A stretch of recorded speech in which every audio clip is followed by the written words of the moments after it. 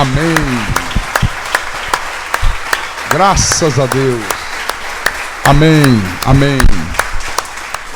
Muito bom dia, meus irmãos. Muito bom dia, meus amados. Bom dia, povo que a Bíblia diz de propriedade exclusiva de Deus. Então saúde o teu irmão, saúde a tua irmã, diga para ele e ele diz para você: tu és propriedade exclusiva de Deus, minha irmã, viu? Propriedade exclusiva do Deus bendito, do Deus santo, do Deus justo, do Deus maravilhoso. Amém, amém, amém, amém, amém. Isso. E pode sentar, sente agora, em nome do Senhor Jesus Cristo.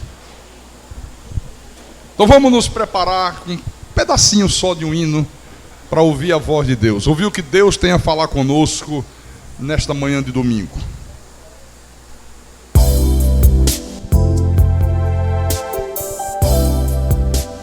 Então vamos abrir a Bíblia Sagrada agora, meus irmãos.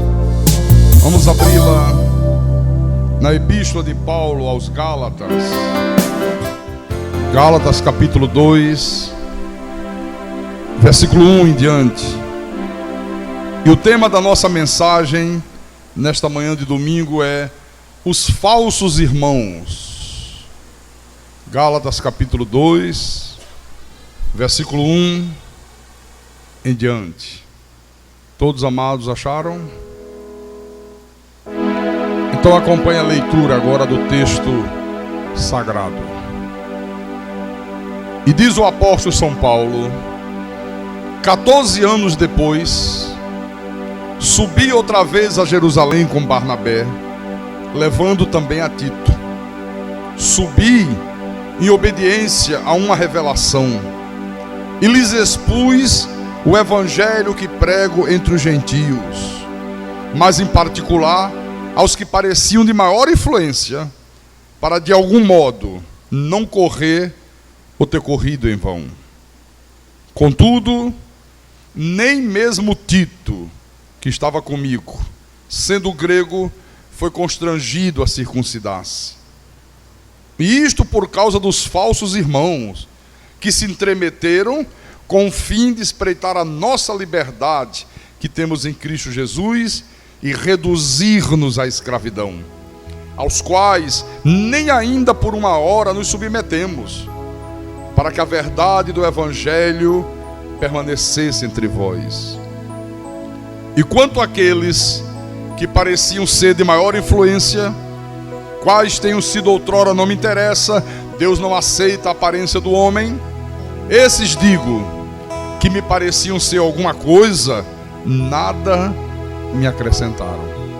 Então vamos orar ao nosso Deus, para que o Espírito Santo fale à igreja nesta manhã as coisas profundas do Espírito. Oremos ao Senhor agora. Havia determinado que eu seria um pregador do teu Evangelho. Então fala à tua igreja, fala ao teu povo, fala aos teus santos. Não leve em consideração, Jesus, as nossas falhas, os nossos defeitos. Não leve em consideração as nossas fraquezas, as nossas debilidades, mas leve em consideração o quanto nós nos esforçamos para nos apresentarmos com uma vida reta diante dos teus olhos, o quanto nós nos esforçamos, Senhor, para crescermos dia após dia na graça e no conhecimento do Senhor. E que tudo que for falado aqui nessa manhã, que seja para a tua honra, para a tua glória, e que seja para o amadurecimento espiritual do teu povo, da tua santa igreja.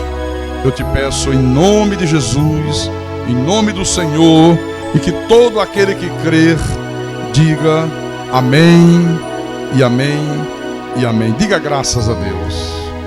Então, meus irmãos amados, minhas irmãs em Cristo, eu tenho sempre dito que o povo que vive a sua fé, a sua vida espiritual, segundo o Evangelho da graça de Deus, é um povo sábio, é um povo que transborda de um pleno conhecimento da verdade, é um povo que conhece em profundidade o que significa a vida espiritual. Se você é da graça de Deus, olha, você tem olhos iluminados, porque a primeira coisa que Deus faz quando Ele chama um eleito seu é iluminar os olhos. Você não se deixa mais levar por nenhum vento de doutrina. Você só crê, você só aceita aquilo que está escrito na Bíblia, aquilo que está de acordo com as Escrituras. E por isso nós, da graça de Deus, temos o hábito de dizer em alto e bom som: se está na Bíblia, eu creio. Diga aí bem alto: se está na Bíblia, eu creio. Porque há pessoas, por exemplo, que dizem que predestinação é que Deus sabia quem é que iria aceitar Jesus lá na frente. Só que isso não é verdade, meu irmão. A Bíblia Sagrada, ela diz pré-destino. Antes da pessoa ter um destino, Deus determinou qual seria o destino dela. Esta é a verdade da Bíblia. Então, predestinação é algo que foi decidido por Deus desde antes da fundação do mundo. Deus decidiu, antes da fundação do mundo, que os seus filhos, criados à sua imagem, criados à sua semelhança nos céus, como espíritos angelicais, viriam a esta terra, seriam revestidos de carne, mas eles estavam predestinados para a salvação. Diga, para a salvação. Então, isto é o que está na Bíblia. E nós não aceitamos de outra forma. Não adianta as pessoas virem com argumentos estranhos.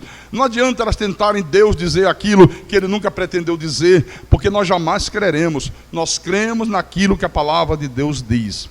A mesma coisa acontece em relação à lei de Moisés, em relação ao velho pacto, à velha aliança, à dispensação da lei. Ora, a Bíblia diz que a lei era a sombra dos bens vindouros. A Bíblia diz que ela foi removida, que Deus estabeleceu um novo pacto, uma nova aliança. A igreja não tem dado importância a isso. Eu quero mostrar para você, aqui na Epístola de Paulo aos Hebreus, no capítulo 7, versículo 18 e 19, quando o apóstolo dos gentios diz: portanto, por um lado, se revoga a anterior ordenança. Qual era essa anterior ordenança que estava sendo revogada por Deus? A lei de Moisés. Por causa de sua fraqueza e inutilidade. Quer dizer que a lei era fraca e inútil, no sentido de salvação, porque a lei, ela apenas apontava o pecado, mas ela não tinha o poder de remover pecados. Ela foi colocada por Deus somente para apontar o pecado. Pois a lei nunca aperfeiçoou coisa alguma. E por outro lado, se introduz esperança superior pela qual nos chegamos a Deus. A graça de Deus é uma esperança superior pela qual nós nos chegamos a Deus. Aqui no capítulo 8 dessa mesma epístola, versículo 7, ele diz: porque se aquela primeira aliança feita com os judeus, aquela primeira aliança que era o velho pacto, a velha aliança, a dispensação da lei, se ela tivesse sido sem defeito, de maneira alguma estaria sendo buscado lugar para uma segunda, claro, evidente. No versículo 13, quando ele diz nova, torna antiquada a primeira. Ora, aquilo que se torna antiquado e envelhecido está prestes a desaparecer. Então o pastor, ele tem que manejar muito bem tudo isto aqui. Porque se o pastor, aquele que se diz de Deus, aquele que se diz vocacionado por Deus, se ele não fizer isto, ele não é pastor. Ele é um paurador frívolo e enganador. Como Paulo alertou a Tito, você quer ver? Aqui mesmo, antes de Hebreus, você vai encontrar Tito. Tito capítulo 1. Tito era um pastor. E o apóstolo escreve essa epístola pastoral e diz para este jovem pastor, Tito capítulo 1, versículo 7, porque é indispensável, olha, é indispensável que o bispo, pastor, presbítero, são palavras sinônimas, viu? Não existe essa coisa absurda que o sistema religioso faz de dizer, não, fulano é pastor, o outro é bispo, o outro é não sei o quê, como se fosse uma hierarquia. Não, são palavras sinônimas. É como você dizer, a irmã é professora, aquela irmã também é uma mestra, aquela irmã é uma educadora. Eu estou usando palavras sinônimas, as três são professoras. Então, é indispensável que o bispo, que o pastor, seja irrepreensível como dispenseiro de Deus. O que é um dispenseiro? É um gerenciador da palavra, é um especialista na palavra, é um expert na palavra. O pastor tem que conhecer profundamente a palavra de Deus, não arrogante, não irascível, não dado ao vinho, nem violento, nem cobiçoso de torpe ganância. Antes, hospitaleiro, amigo do bem, sóbrio, justo, piedoso, que tenha domínio de si, apegado à palavra fiel, que é segundo a doutrina, de modo que tenha poder tanto para exortar pelo reto ensino, como para convencer os que o contradizem. Porque existem muitos insubordinados, pauradores frívolos e enganadores, especialmente os da circuncisão, especialmente os da lei. Aí no versículo 11 Paulo diz, é preciso fazê-los calar, porque andam pervertendo casas inteiras, famílias inteiras, igrejas inteiras, ensinando o que não devem por torpe ganância. Então a grande verdade, irmãos, é que desde que o apóstolo São Paulo partiu para a glória de Deus, Paulo era um homem que tinha zelo pela igreja. Ele dizia, eu zelo por vós com zelo de Deus.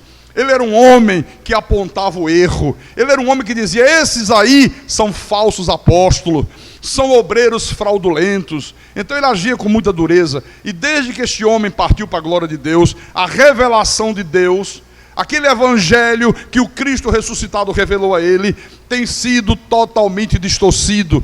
A revelação de Deus tem sido desprezada pela igreja, tem sido pisada pelos homens, mas graças a Deus, que de tempos em tempos, Deus tem levantado homens e mulheres com olhos iluminados, homens e mulheres que se tornam fiéis à verdade da palavra, homens e mulheres que pregam esta palavra, que anunciam esta palavra em obediência a uma revelação celestial. Diga graças a Deus por isso. É o caso da Igreja Evangélica Cristo é Vida. O nosso ministério, o que o nosso ministério prega, não é coisa de um paurador frívolo. O que esta igreja prega não são vãs filosofias, não são doutrinas de homens, não são ensinos de demônios, como Paulo fala aqui nas suas epístolas. O que esta igreja prega são mistérios que o Cristo ressuscitado revelou a Paulo, e que aprove a Deus nos dá entendimento sobre esses mistérios revelados. É isto que essa igreja aqui prega. Você vê, volte aqui em Gálatas, capítulo 2, versículo 2. Você vê, 14 anos depois desse homem ter tido um encontro com Deus no caminho de Damasco, depois dele ter recebido do Senhor a revelação do Evangelho da graça de Deus, ele volta a Jerusalém. E ele diz que ele foi a Jerusalém em obediência a uma revelação. E lhes expus o evangelho que prego entre os gentios, entre aqueles que não são judeus, entre aqueles que não nasceram em Israel, entre aqueles que não têm sangue israelita. Ele diz, mas em particular, aos que pareciam de maior influência, para de algum modo não correr ou ter corrido em vão. Então ele foi a Jerusalém. Jerusalém, meus irmãos, naquela época, era a capital espiritual do mundo. E o que prevalecia em Jerusalém ainda era a lei de Moisés. Eles não conheciam outra coisa. E Paulo foi lá e disse, olha, eu quero expor para vocês o evangelho que o Cristo ressuscitado me revelou, que é o único para a igreja, que é o evangelho que eu prego entre os gentios. Que evangelho era esse que Paulo pregava? O evangelho da graça de Deus. Deixa eu mostrar aí, segura aí um pouquinho, para que não parem dúvidas. Atos dos Apóstolos, capítulo 20, versículo 24. Quando o apóstolo São Paulo estava reunido com os presbíteros de Éfeso, os pastores de Éfeso, e ele estava se despedindo dessa igreja, onde durante 3 anos ele passou ensinando o Evangelho de Deus. E ele diz, em determinado momento da sua pregação, porém, que é o versículo 24, em nada considero a vida preciosa para mim mesmo, contanto que complete a minha carreira e o ministério que recebi do Senhor Jesus para testemunhar a lei de Moisés. Não. Para testemunhar ao mundo o evangelho da graça de Deus.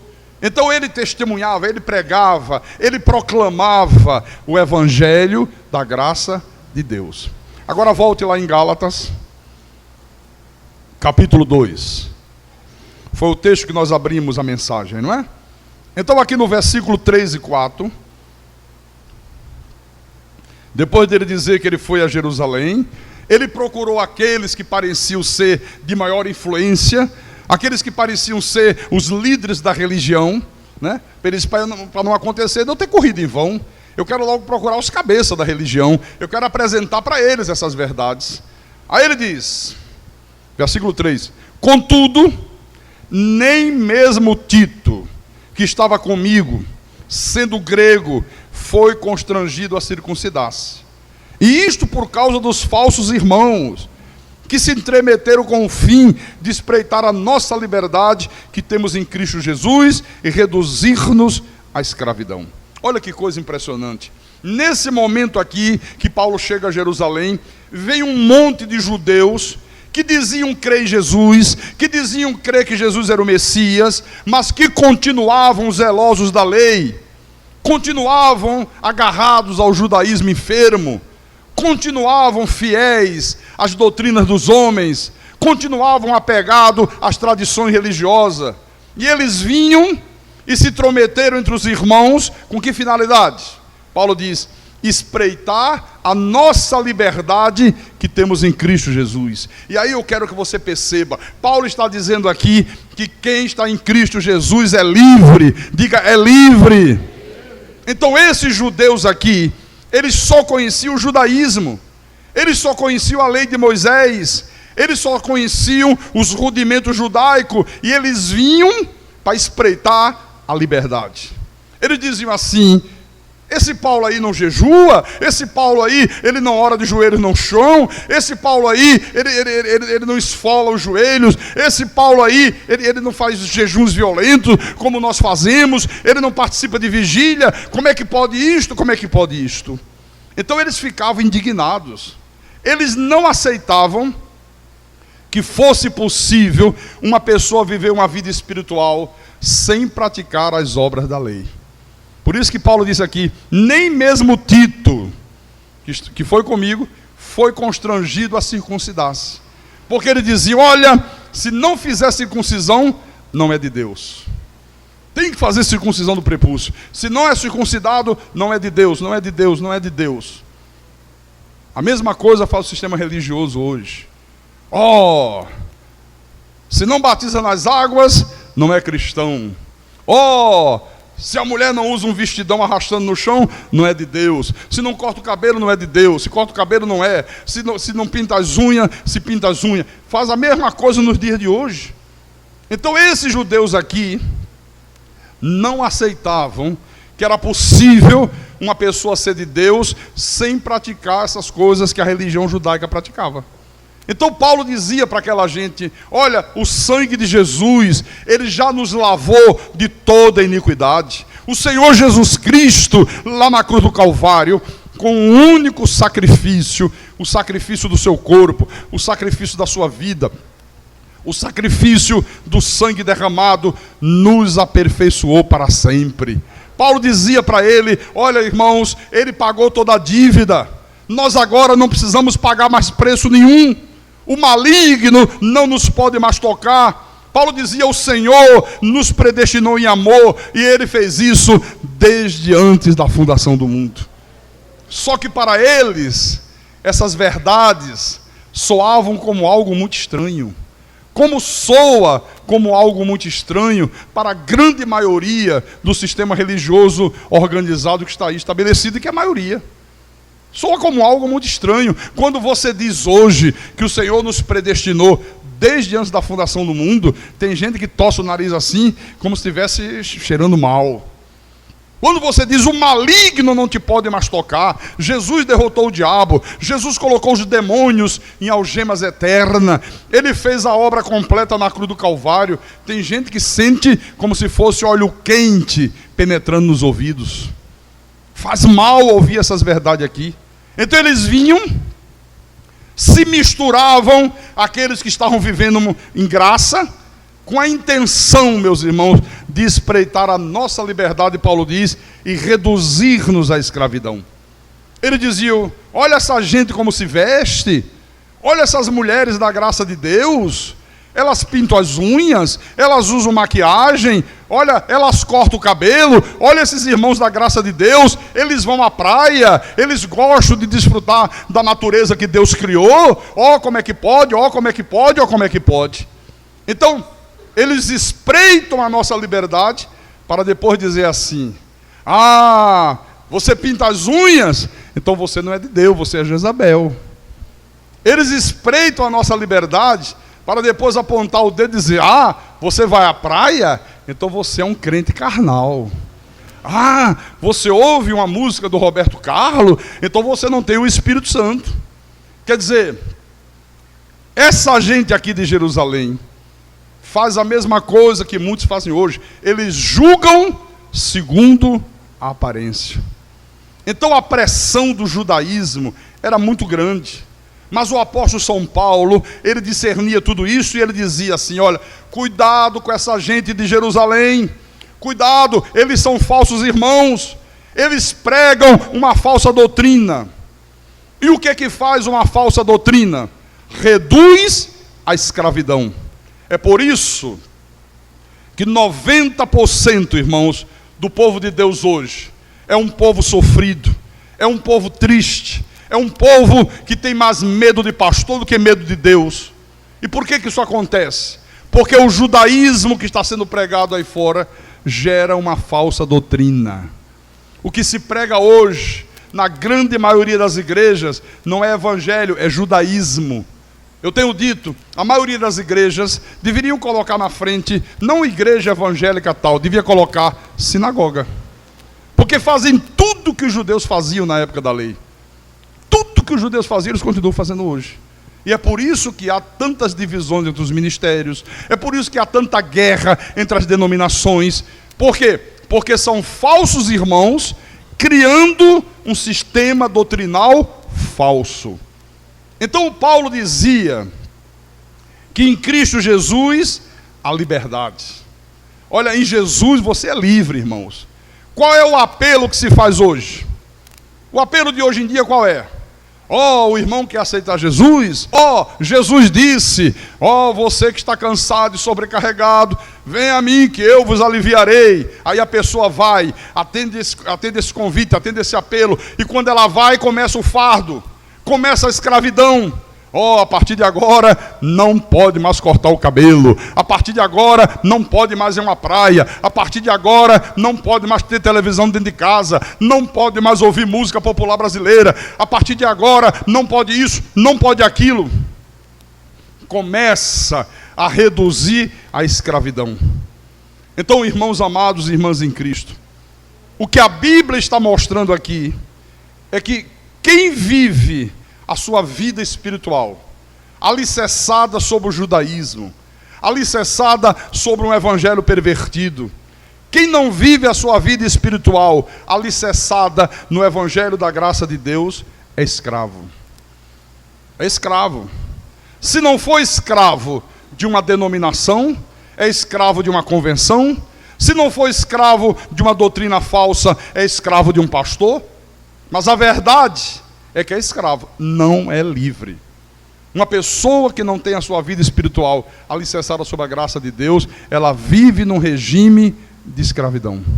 É isso que a Bíblia está mostrando. Você quer ver o que é que Paulo diz aqui? Gálatas capítulo 1, versículo 15. Olha o que ele diz: quando, porém, ao que me separou antes de eu nascer, que coisa, hein? E me chamou pela sua graça. Quer dizer que este homem aqui, ele tinha uma noção clara, absolutamente clara, que predestinação é antes de você nascer. É uma mentira do judaísmo de Jerusalém dizer que predestinação é que Deus sabia quem é que iria aceitar Jesus no ano de 2007. Não, isso é uma mentira do diabo. Isso é uma mentira de Satanás. Aqui o apóstolo está dizendo Quando, porém, aquele que me separou antes de eu nascer, antes dele nascer, ele está dizendo aqui, olha, antes que o meu espírito fosse revestido de carne no ventre da minha mãe, Deus já havia me separado para pregar este evangelho da graça de Deus. É isso que ele está dizendo, é isso que ele está proclamando. Outra coisa importante, ele diz aqui, e me chamou pela sua graça.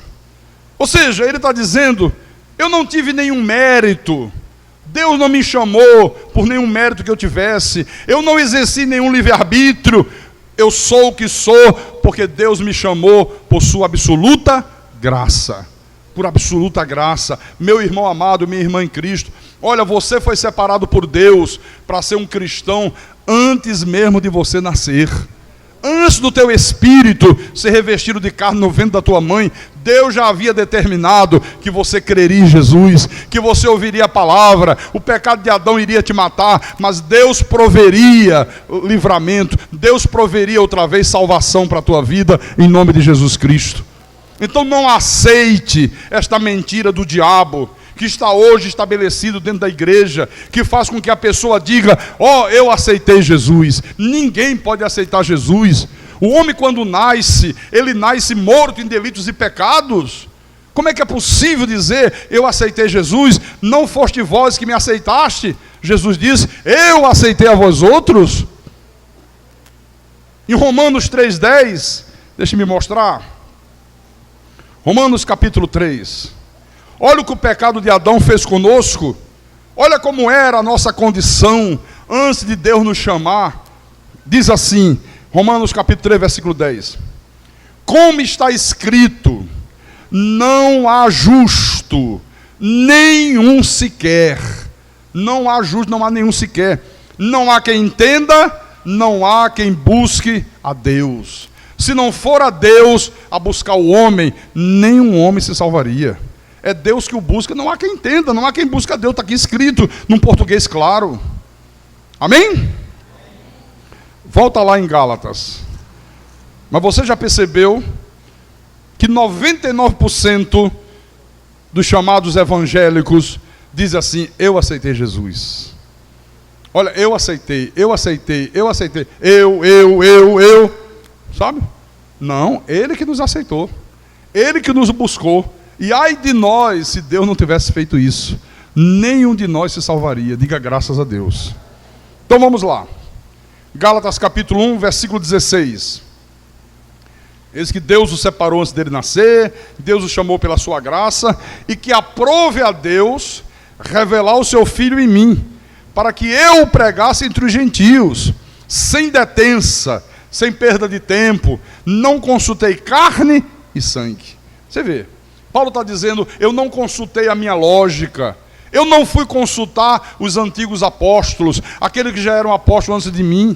Irmãos, olha, há 15 anos atrás, quando Deus iluminou os meus olhos, quando Deus me fez compreender essas verdades eternas, eu não consultei ninguém. Quando o Espírito de Deus abre o entendimento, você não precisa consultar ninguém. O Espírito Santo, ele te guia a toda a verdade. Ele forma uma convicção dentro de você que não há ninguém nem nada nesse mundo que te abale. Não, eu não consultei carne e sangue. Eu não fui consultar os antigos apóstolos. Jesus falou e eu criei. Aquilo penetrou na minha alma. Aquilo passou a tomar conta de todo o meu ser. A verdade revelada de Deus. Diga graças a Deus. Então, nesta época aqui de Paulo, já havia a igreja estabelecida, já havia os apóstolos, o que não havia ainda era a revelação da graça de Deus. Havia apenas o judaísmo, a dissimulação, a lei, eles não conheciam outra coisa. Por isso que aqui, em 2 aos Coríntios, capítulo 11, 2 aos Coríntios, capítulo 11, versículo 2 em diante. Agora ele diz à igreja, porque zelo por vós com o zelo de Deus. Ah, se todo pastor tivesse o zelo que Paulo tinha pela igreja, zelo pela verdade, zelo pela doutrina, não permitir que penetrasse na igreja heresias destruidoras, não permitir que entre na igreja doutrinas de homens. Ah, como eu zelo por essa igreja com o zelo de Deus, irmão. Aqui eu não permito que entre paganismo, aqui não entra misticismo, aqui não entra diabolismo, aqui não entra fanatismo religioso, aqui só prevalece a verdade sagrada de Deus. Então ele dizia, eu zelo com o zelo de Deus, visto que vos tenho preparado para vos apresentar como virgem pura a um só esposo que é Cristo. A igreja de Jesus é uma virgem pura. Não pode ser uma igreja impura, não pode ser uma igreja misturada com enxofre, não pode ter na igreja de Jesus sal grosso, isso é da macumba, isso é do candomblé, isso é da umbanda. Não pode ter na igreja de Jesus essas coisas imundas que nós temos visto aí acontecer a cada dia. Ela é virgem pura, preparada para um só esposo que é Cristo. Mas ele diz no versículo 3, mas receio, olha, esse homem tinha um receio, que assim como a serpente enganou a Eva com a sua astúcia, assim também seja corrompida a vossa mente, e se aparte da simplicidade e pureza devidas a Cristo. Quer dizer que ele dizia, olha, eu tenho um receio muito grande. Assim como a serpente enganou Eva com a sua astúcia, como é que a serpente enganou Eva com a sua astúcia? Ela chegou e disse assim, é verdade que Deus disse que vocês não podem comer de nenhuma árvore do jardim? Olha, já mudou a coisa. Deus não disse isso. Deus disse, olha, de todas as árvores do jardim pode comer, menos da árvore do conhecimento do bem e do mal. No dia que dela comer, vocês morrerão. Aí Eva se ligou e disse, não, Deus não falou isso. Deus disse que nós podemos comer de todas, menos daquela ali. No dia que nós comermos dela, nós morreremos. Que é desobediência a Deus, né? No dia que vocês desobedecerem, vocês morrem. E aí o que a serpente disse? É certo que não morrereis. Mas claro que vocês não vão morrer. Isso não é verdade. Não é bem assim. Não foi isso que Deus quis dizer. A verdade é que se vocês comerem, vocês se tornarão iguais a Deus. Vocês vão agradar a Deus. Deus vai ficar feliz da vida de ver o que aconteceu com vocês. E aí Eva disse, é.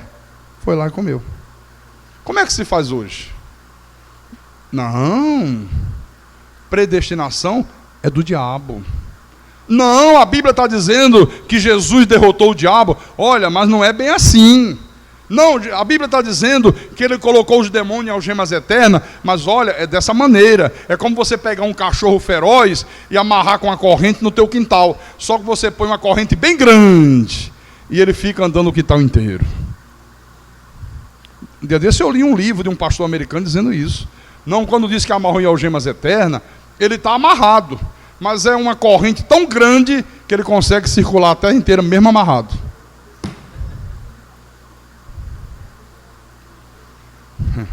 Eu fui pregar ali para um pastor da Assembleia de Deus nessa rua de trás aí. Fui almoçar na marmitaria dele. Aí se tocou nesse assunto de demônio. Ele disse, não, pastor, mas o diabo está aí mesmo. Eu digo, não está, irmão, o diabo foi derrotado. O diabo está amarrado em algemas eternas. Ele disse, não, mas o senhor que não está entendendo. Eu digo, como é que eu não estou entendendo? É como o Fernandinho Beiramar. Ele não está preso? Tá. Mas ele de dentro da cadeia não comanda. De vez em quando não escapa um da penitenciária. O diabo é astuto, pastor. Jesus prendeu, mas de vez em quando ele foge. Vai gostar lá do diabo no inferno, meu irmão. São verdadeiros advogados do diabo. Nunca vi uma coisa dessa na vida, né? Aí ele diz no versículo 4: se na verdade, vindo alguém, prega outro Jesus que não temos pregado. Olha o que Paulo está dizendo aqui. Ele diz, olha, se vem alguém e prega outro Jesus diferente desse que eu prego, ou se aceitais espírito diferente que não tendes recebido, ou evangelho diferente que não tendes abraçado, a esse de boamente o tolerais. Quer dizer que já naquela época estavam pregando outro Jesus. Qual era o outro Jesus que Paulo dizia? Se vem alguém e prega outro Jesus, vocês toleram o Jesus nos dias da sua carne, o Jesus do jejum, o Jesus do sacrifício, o Jesus do sofrimento, da cruz nas costas, da coroa de espinho na cabeça. Então Paulo disse, olha, essa gente aí está apresentando um espírito que não é o espírito da graça de Deus. Eles apresentam um espírito muito estranho, um espírito escravizador, um espírito triste, um espírito que deixa as pessoas angustiadas. Então Paulo sabia que tudo aquilo que estava sendo proclamado era um evangelho pervertido, que não tinha absolutamente nada a ver com o evangelho que ele havia recebido da boca do Cristo ressuscitado. Não tem nada a ver com a verdade de Deus isso aí que eles estão anunciando. Não tem nada a ver com o evangelho que Jesus me revelou para que eu revelasse à igreja. Então veja, um outro Jesus, um outro Espírito, um outro evangelho. Essa era a agonia de Paulo. Essa é a minha agonia hoje, irmãos. Pastor Carlos, mas aí fora, nas outras igrejas, os pastores dizem que o Senhor está pregando um evangelho diferente. Pastor, quem é que está pregando um evangelho diferente? O Senhor ou eles, que são maioria? Bom, eu prego o evangelho que Paulo pregou. E quem prega contrário a isso aqui, está pregando falsidades doutrinárias. Quem prega contrário ao evangelho da graça de Deus, está pregando ensinos de demônios. É o que a minha Bíblia diz no português claro. Olha, irmãos, faça uma pesquisa aí fora e veja se as pessoas são felizes. As pessoas que estão dentro das igrejas, as pessoas que estão vivendo debaixo do sistema religioso de Jerusalém, debaixo da lei, elas não são felizes, não são pessoas livres. Por que não são pessoas felizes, pastor? Por que não são pessoas livres? Sabe por quê? Porque elas estão no outro evangelho. Elas não estão no verdadeiro evangelho. O povo de Deus é um povo triste. Saia daqui dessa igreja hoje e observe como eu sou observador. Quando você passar num ponto de ônibus, quando você cruzar com um grupo de pessoas que vem com Bíblia, olha para o semblante das pessoas. Nem parece que vieram de uma igreja, parece que vieram de um velório. Todo mundo de cabeça para baixo, aquele semblante de tristeza, as mulheres carrancudas, os homens mais carrancudos ainda, não dão bom dia para ninguém, não saúdam ninguém, quando passa por você, só falta enfiar a cabeça no chão para não cumprimentar. Isso é um sistema de escravidão, meu irmão.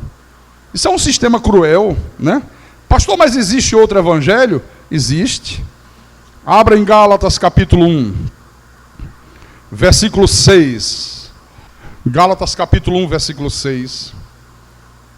Agora o apóstolo Paulo diz: admira-me que estejais passando tão depressa daquele que vos chamou na graça de Cristo para outro evangelho. Ele já havia pregado a verdade a esta igreja, e de repente Paulo recebe notícias de que esses irmãos da Galácia, pressionados pelos judeus, estavam dando ouvidos a um outro evangelho. Mas existe outro, ele explica no versículo 7. Ele diz: o qual não é outro, para ninguém pensar que existem dois, né? Já criaram até 4. A igreja diz que são 4 evangelhos.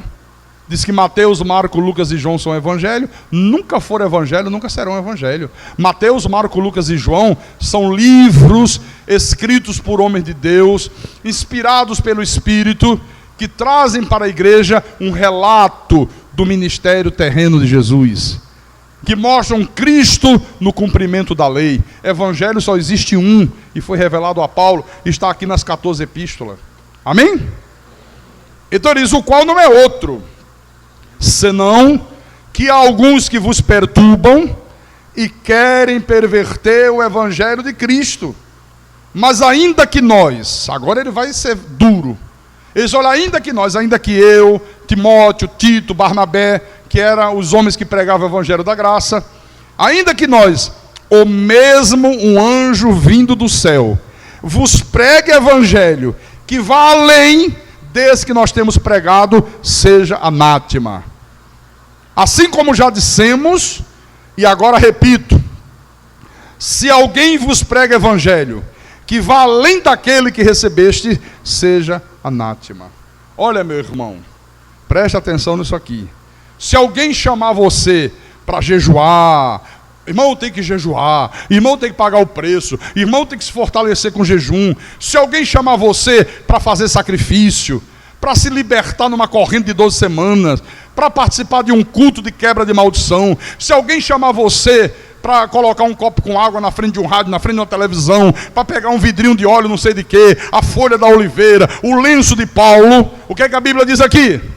Seja anátema, seja maldito, seja considerado filho do diabo, que é o sentido maior dessa palavra anátema. Eles não aceitem outro evangelho que não esse que eu prego. Você já viu alguma vez Paulo mandando as pessoas colocar um copo com água na frente de um rádio e uma televisão? Se bem que não tinha naquela época rádio e televisão. Você já viu aqui na Bíblia alguma vez Paulo dizendo assim: vamos fazer uma corrente de libertação de 12 sextas-feiras? Você já viu aqui Paulo dizendo: irmãos, vamos fazer jejum para derrotar o diabo? Você já viu isso aqui na Bíblia? Olha, se alguém prega outro evangelho, que não este que Paulo pregou e que essa igreja prega, a Bíblia diz: considere-o maldito, considere-o anátema. Você já viu aqui na Bíblia algum dos apóstolos mandando o povo fazer vigília? Ficar de 11 da noite às 6 da manhã, um batendo na cabeça do outro de sono? Você já viu isso aqui na Bíblia? Você já viu na Bíblia mandando as pessoas subir um monte para buscar poder? É, porque embaixo não tem poder, só tem no alto do monte. Embaixo Deus não atua, Deus só age lá no alto da montanha. Você não viu isso aqui na Bíblia. Você já viu aqui na Bíblia Paulo ensinando que o homem tem livre-arbítrio? Que é o homem que aceita Jesus? Você já viu isso aqui na Bíblia? Não. Ele nunca ensinou isso.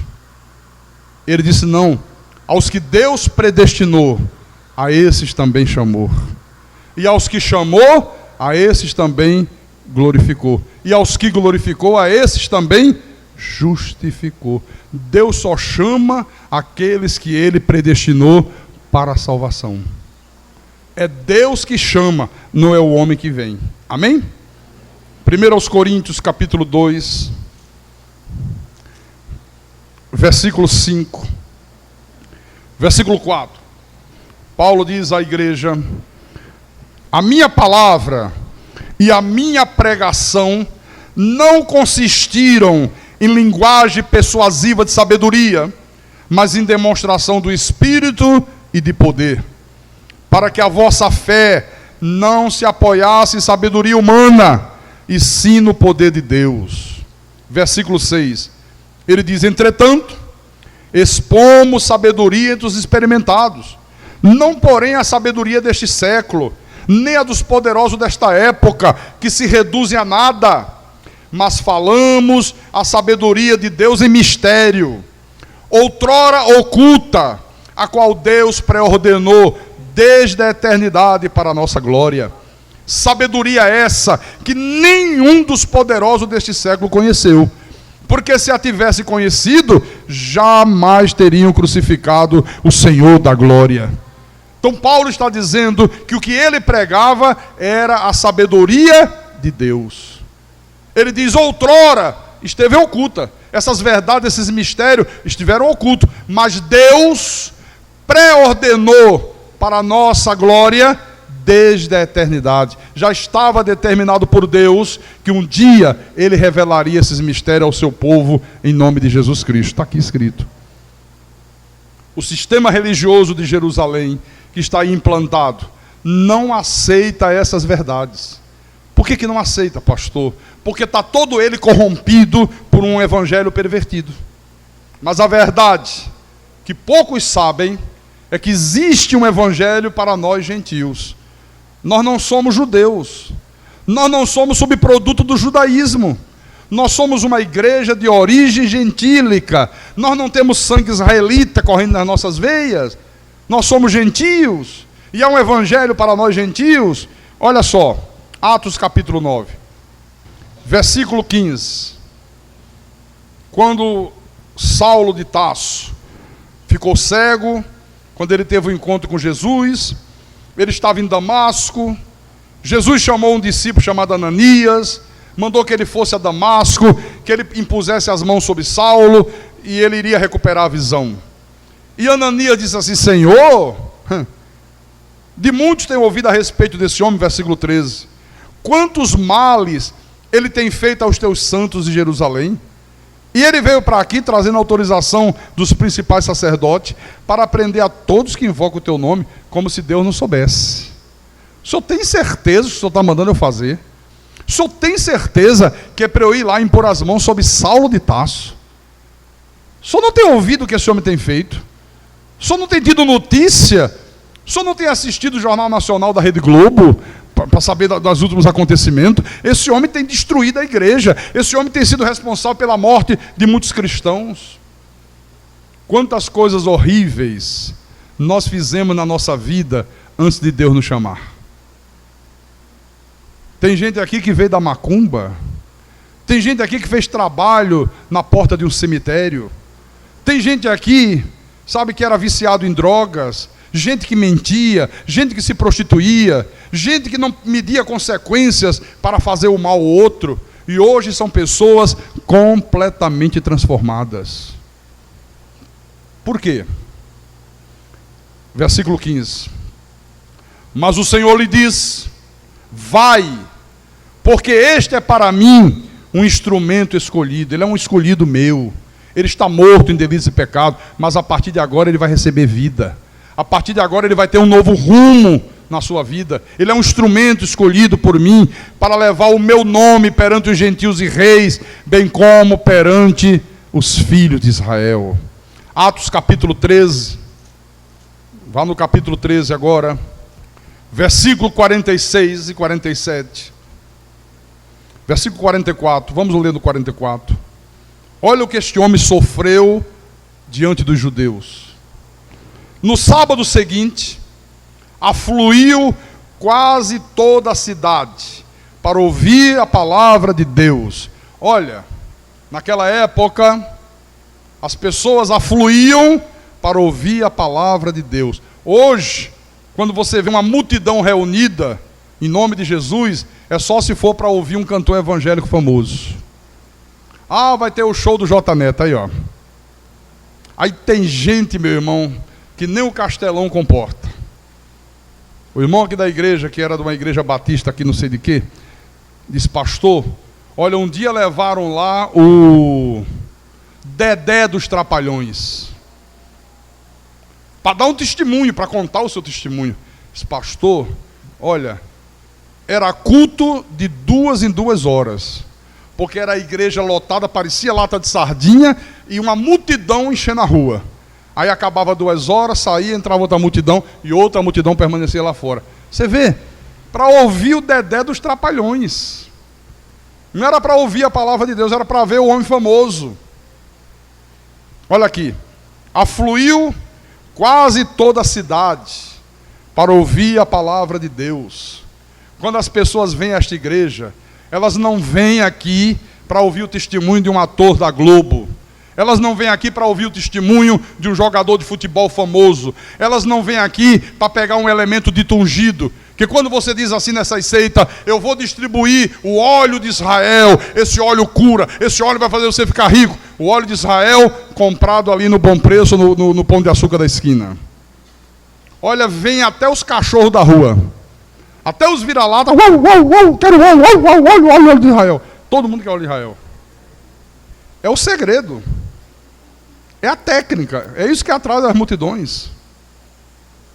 Entra no meu Orkut, veja umas fotos que eu coloquei lá, e vou colocar mais. Você vai ver o estádio Presidente Vargas, em 1989, recebendo o maior público que ele já recebeu. Nunca, nenhuma decisão do futebol cearense colocou o povo que estava lá dentro. E eu coloquei lá: ingloriamente eu confesso, eu fui o responsável por isso. Mas as pessoas iam para ouvir a palavra de Deus? Não, que eu não pregava a palavra de nada.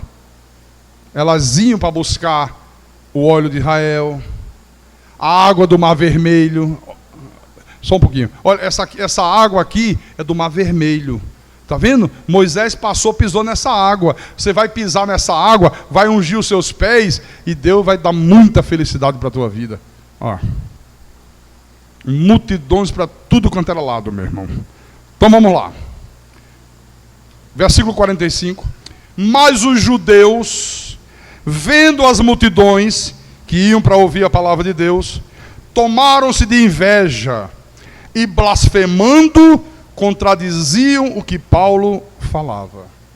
Tudo que Paulo pregava, eles contradiziam. Não é assim. É a mesma coisa hoje. Tudo que eu prego, esses judeuzinhos de hoje contradizem. Não, esse pastor cara está pregando heresia. Não tem predestinação. Não está vendo que o diabo está preso. Coitadinho do diabo. O homem quer porque quer que o diabo fique preso. Deixa o bichinho fazer suas malignidades à vontade. Tudo eles contradizem. Aqui, ó. Versículo 46. O que é que Paulo faz? Então, Paulo e Barnabé, falando ousadamente, disseram: cumpria que a vós outros, em primeiro lugar, fosse pregada a palavra de Deus. Mas, posto que a rejeitais, e a vós mesmo vos julgais indignos da vida eterna, eis aí que nós vamos para os gentios. Não ficamos mais com vocês. Pasmem. Os judeus rejeitaram a palavra de Deus. Sério, não queremos essa palavra. Paulo diz: vocês mesmos estão se julgando indignos da vida eterna. Olha, a maioria dos evangélicos hoje se julgam indignos da vida eterna. Quando você diz, salvo uma vez, salvo para sempre, o que a maioria diz? Isso é uma heresia. Não aceitam que a salvação é eterna, irmão. Irmão, a salvação é eterna. Uma vez salvo, salvo para sempre. Uma vez perdoado, perdoado para sempre. Uma vez nas mãos de Jesus para sempre, meu irmão. E o povo de Deus não crê nisto. Está aqui, ó. Uma vez que vocês mesmos se julgam indignos da vida eterna, chega, cansei de vocês. Vou para os gentios. Então, meus irmãos, só há um evangelho para a igreja. E este evangelho único para a igreja não foi revelado a Mateus, não foi revelado a Marcos, não foi revelado a Lucas, não foi revelado a João, não foi revelado a Pedro, não foi revelado a Tiago. Este evangelho da graça de Deus foi revelado a Paulo. Se você não abraçar esta verdade e romper definitivamente com o evangelho pervertido, você é reduzido à escravidão. Você vai viver a tua vida inteira escravo. E o que é pior, o que é mais grave, você nunca vai entender nada de Deus. Foi o que Paulo viu na sua ida a Jerusalém. Olha só, para a gente terminar, Gálatas 2. Foi isso que ele presenciou lá em Jerusalém. Gálatas 2, versículo 6. Ele disse: bom, eu vou a Jerusalém, eu vou expor para essa gente o evangelho que eu prego, mas eu quero procurar aqueles que são os mais importantes, aqueles que são o cabeça da religião, aqueles que são os líderes do povo, né? Vou procurar eles, pregar para eles. Muito bem. Olha o versículo 6. E quanto àqueles que pareciam ser de maior influência, quais tenham sido outrora, não me interessa. Paulo diz: Deus não aceita a aparência do homem. Esses digo, que me pareciam ser alguma coisa, nada me acrescentaram. Paulo disse: que decepção.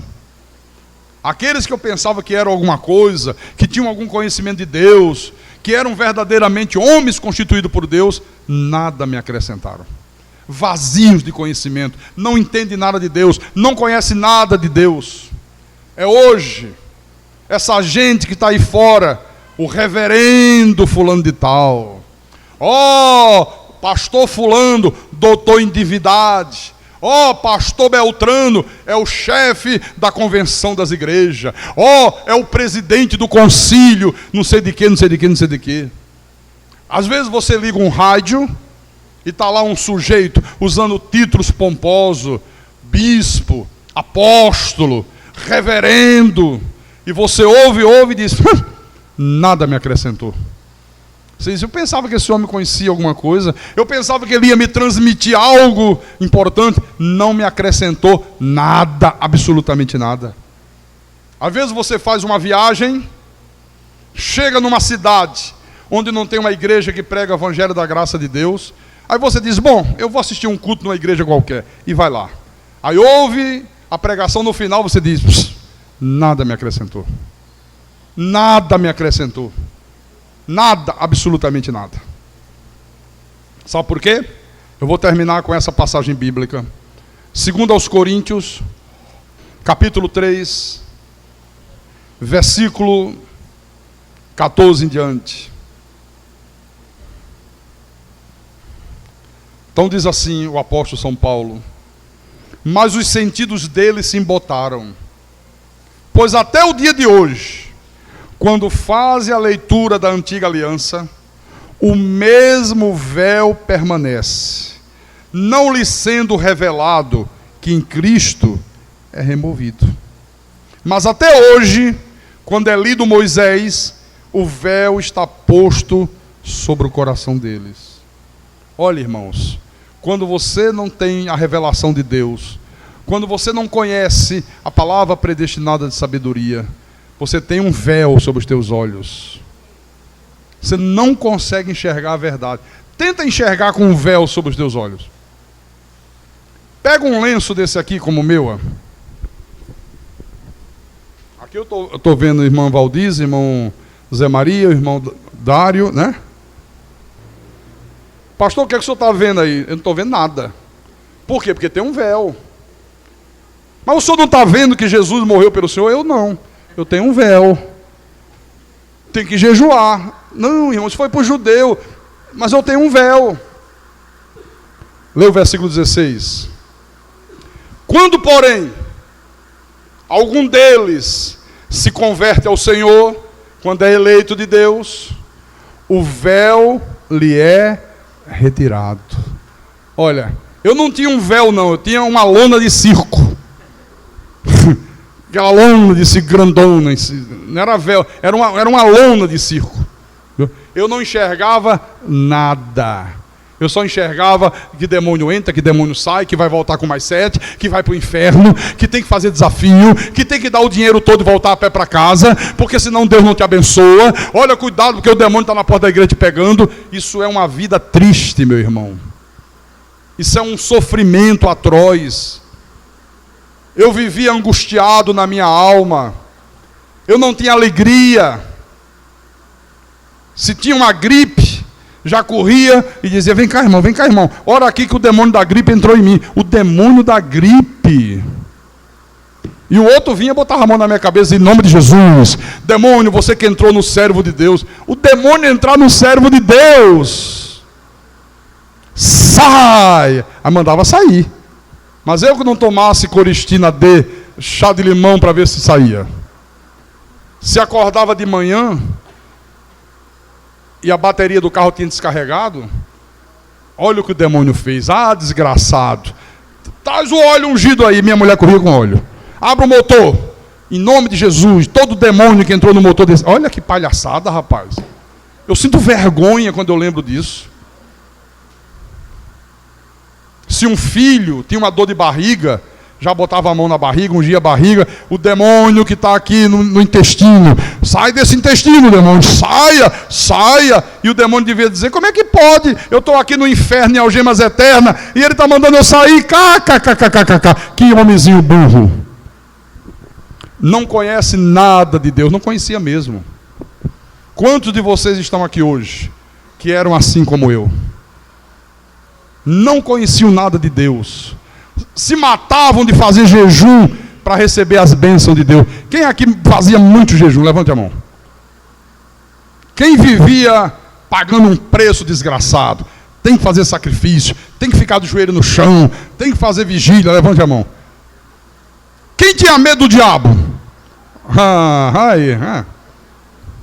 Isso não é vida, meu irmão. Você com medo de alguma coisa, você não vive. Olha, se alguém chegar para você e disser assim, olha, fulano de tal não gosta de você, diz que vai te matar. Diz que aonde encontrar ele, você não tem mais paz na vida. Acabou tua paz, você não dorme mais direito. Onde você sai, você está preocupado, o cara vai me matar. É assim que vivem quem não conhece a graça de Deus. Com medo do diabo, medo. Quem é que tinha medo de ir para o inferno aqui? Levante a mão. Eu sou o primeiro, olha lá. Olha lá! Quem é que achava pecado ir a uma praia?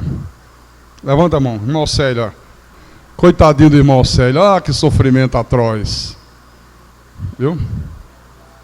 Já imaginou, irmão? Achar que é pecado ir a uma praia. Dizer que uma mulher não pode depilar as pernas. Aí a mulher não conhece a palavra, né? Ah, é? É. Mulher de Deus não depila as pernas. Aí daqui a pouco fica igual uma gorila. Aí o marido diz, ó, tchau e bênção. Eu casei com uma mulher, não foi com gorila, vou procurar outra. Estão aí as tragédias que têm acontecido em muitas famílias. Todavia, no versículo 17, Paulo diz, o Senhor é o Espírito. O Espírito Santo que está dentro de você é o Senhor, é o Deus Criador dos céus e da terra. E onde está o Espírito do Senhor, aí há liberdade. Liberdade para pecar? Não. Liberdade para ser livre. Você é livre, meu irmão. Você pode ir a uma praia. Você pode pegar a tua família e levar numa churrascaria, comer um bom churrasco, levar numa pizzaria. Você pode ir passear no shopping. Coisa mais difícil é encontrar um crente no shopping. É porque diz que shopping é vaidade. Você vai para lá, você vai andar no meio das trevas. Então vamos mandar construir um shopping na lua, só para gente. Quantos absurdos, quantas barbaridades. Você é livre. Você é livre para ouvir uma boa música que você gosta. Uma música que fala de amor. Uma música que exalta a amizade. Uma música que denuncia os ditadores. Uma música que exalta a natureza que Deus criou. Você é livre. Você é livre, mulher, para cuidar da tua beleza. Você pode ir num salão de beleza assim, dar uma escova no cabelo. Não é escova, né, que faz? Desse dia eu vou fazer no meu, né? Que eu só vejo falar nisso, escova. Vou fazer uma escova. Eu digo, acho que eu vou fazer esse troço também aí, deve ser muito bom. Viu, Ruth? Vamos fazer uma escova, né? Cuida da tua aparência. Se apresente bem para o teu marido. Porque se você não se cuidar, se você for na onda desses falsos pastores que só querem reduzir a escravidão, você vai perder o teu marido.